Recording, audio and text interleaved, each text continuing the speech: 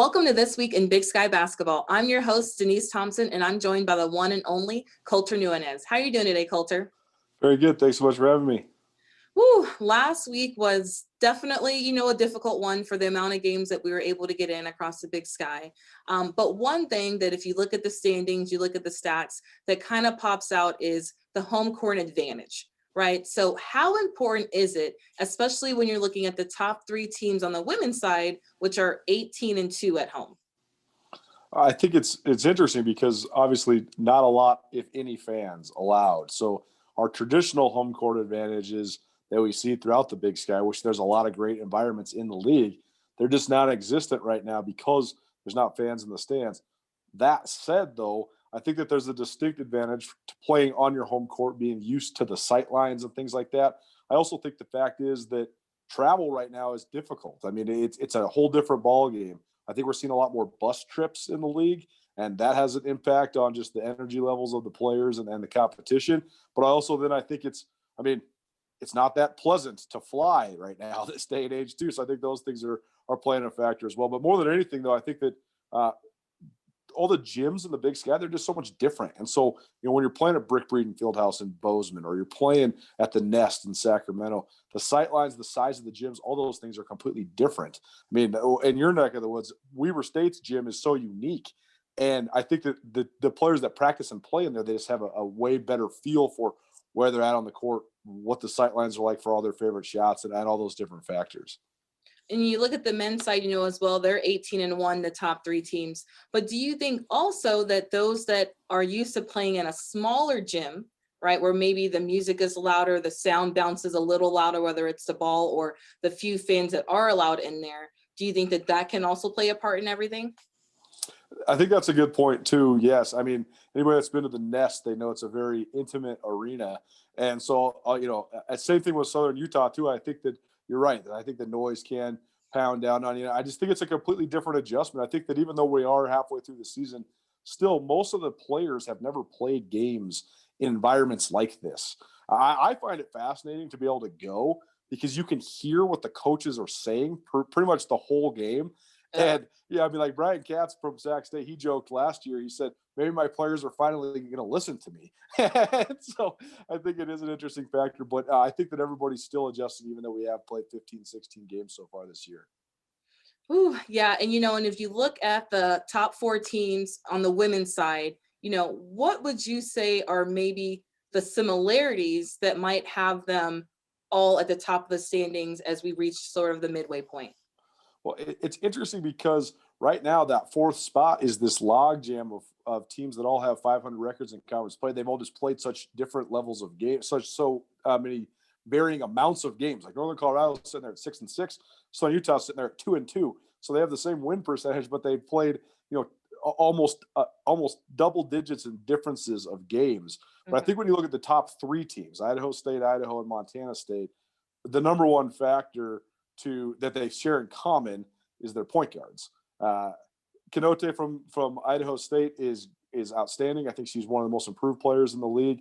Gina Markson is a proven commodity and was an all-league player last year, and she looks to be doing that again at Idaho.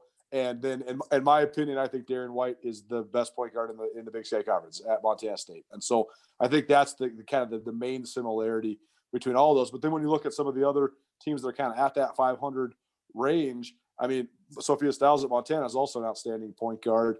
And I think that there's just a lot of really good guards in the league right now, period. So I think that that's a similarity that most of the teams in the league, not just the top four, share. And you move over to the men's side a little bit, Eastern Washington were able to pull off a sweep over Sacramento State. They were the first ones that had Southern Utah, their first conference loss. What is going on in Cheney? And is Eastern Washington now starting to get their groove as they're able to get games in?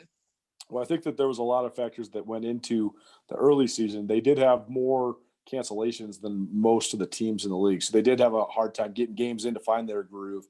Ellis Magnuson, their outstanding sophomore point guard, I'm not sure what was going on with him early in the year. He wasn't playing a lot of minutes. Now he's back in the starting lineup and he is playing a lot of minutes. I don't know if it's an injury thing or an illness thing or whatever, but he's kind of the straw that stirs the drink. He's not a big scorer, but he's a facilitator, and he's the guy that can get the ball into the hands of their great scorers like Jacob Davidson, like Tanner Groves, like Kim Aiken.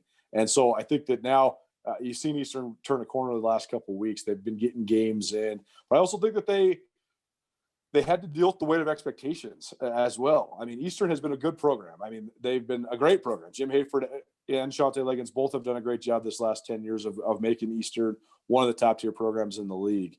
But it's been a long time since they were the definitive favorite to win the league. And I think that that's always an adjustment for a team as well, having that bullseye, that target on your back. But it seems like they've adjusted to that and they're embracing the expectations. And now the fact that they're getting some games and they're actually finally getting a chance to get into a rhythm, now all of a sudden here they are and they're right in the mix at the top of the standings. And speaking of right in the mix, Mary Louise Cook is up next with the Big Sky Players of the Week, and Eastern Washington just so happened to take home the men's award for this week. We'll be right back. Thanks, Denise. On the women's side, we saw Summer Menke of Sacramento State earn the honor for her performances in 2 games last week against Eastern Washington. Last week, the junior collected back-to-back double-doubles in a weekend split with the Eagles. She averaged 19 points and 10.5 rebounds in 2 games, shot 50% overall, had 7 steals, 2 blocks, and 5 assists. It's safe to say she did a little bit of everything. On the season, Menke has 6 double-doubles, including 1 in each of the last 3 games. On the men's side, we saw junior Tanner Groves of Eastern Washington earn the award for the 2nd time this season after recording his 3rd straight double-double last week. Groves led the Eagles in a big way in their Sunday win over Sacramento State with 23 points, a career-high 15 rebounds, 2 assists, and 1 block. He had a double-double in just the first half, scoring 15 points and grabbing 11 boards. Groves now boasts 5 double-doubles on the season and 6 in his career. Back to you, Denise. Thank you, Mary Louise, for showcasing our Big Sky Players of the Week. And right now, Coulter, who would you say was the dark horse on the men's side this past week?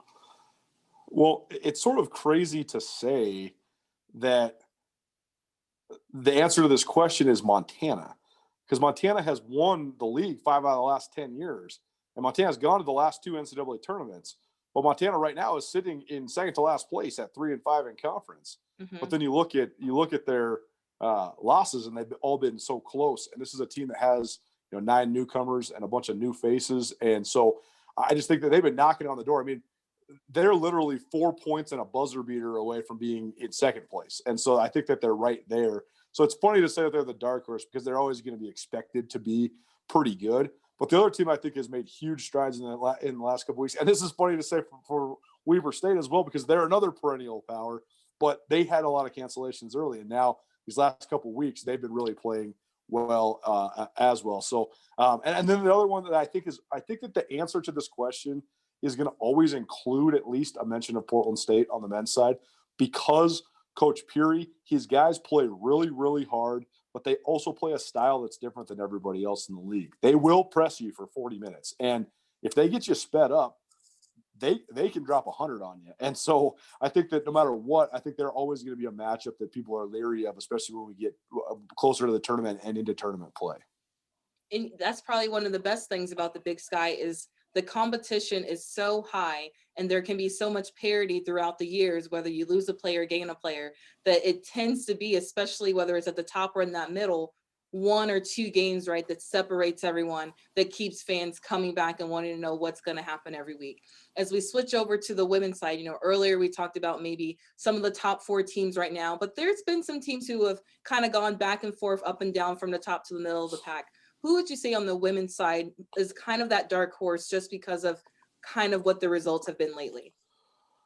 Well, I think that the answer is Northern Arizona, because right now they're sitting there in, I guess, counted up 8th place, but they've gotten 12 league games in, but they've split more than any other team in the league. We've seen a lot of sweeps this year and not a lot of splits. Northern Arizona has split a bunch of times. And so I think that they're knocking on the door.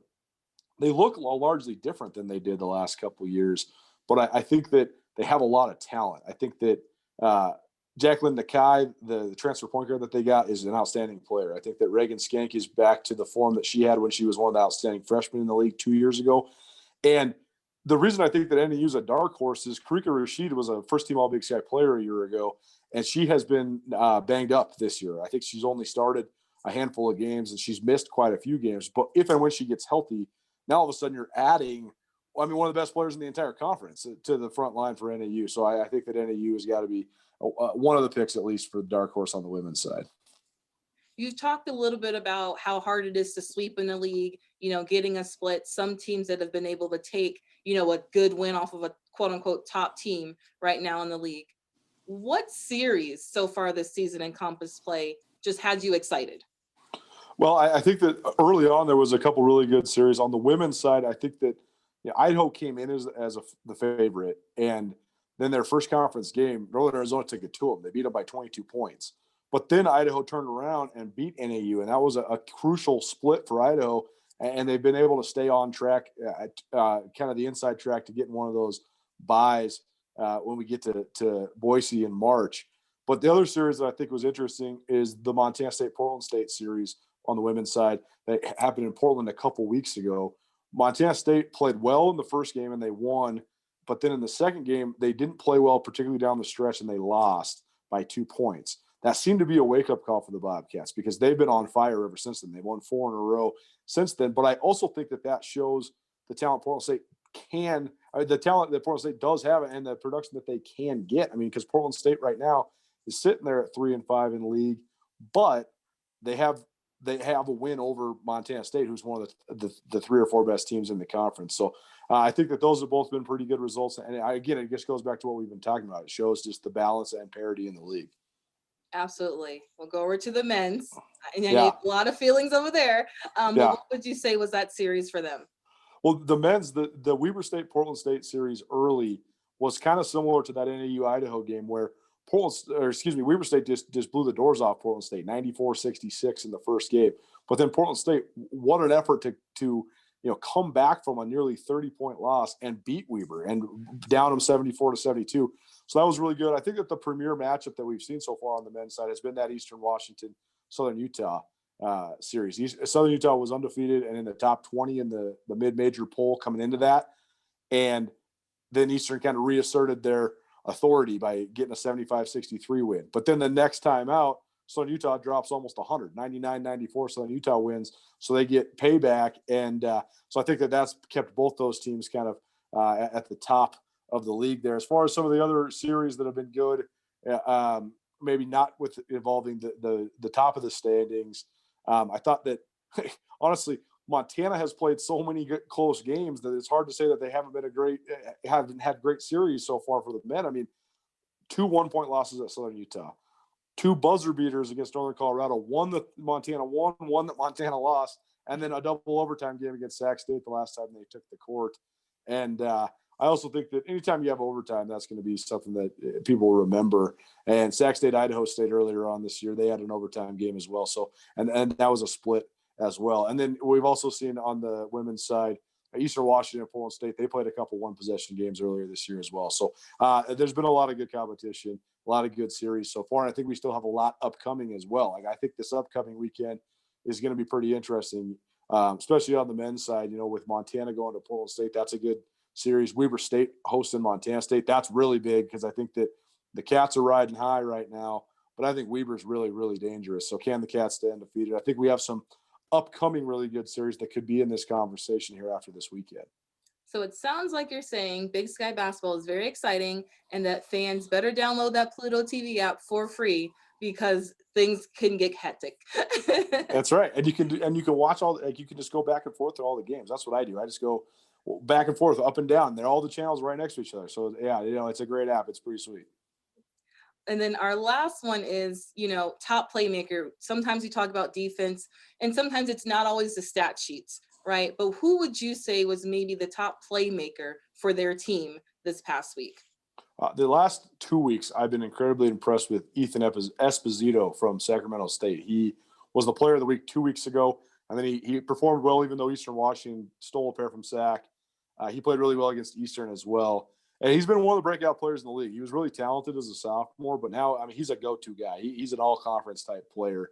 And I was just so impressed with him against the Grizzlies. The Grizz have a great front line, and Esposito was a monster both in the paint and on the glass. And then he continued that against Eastern Washington's outstanding front line.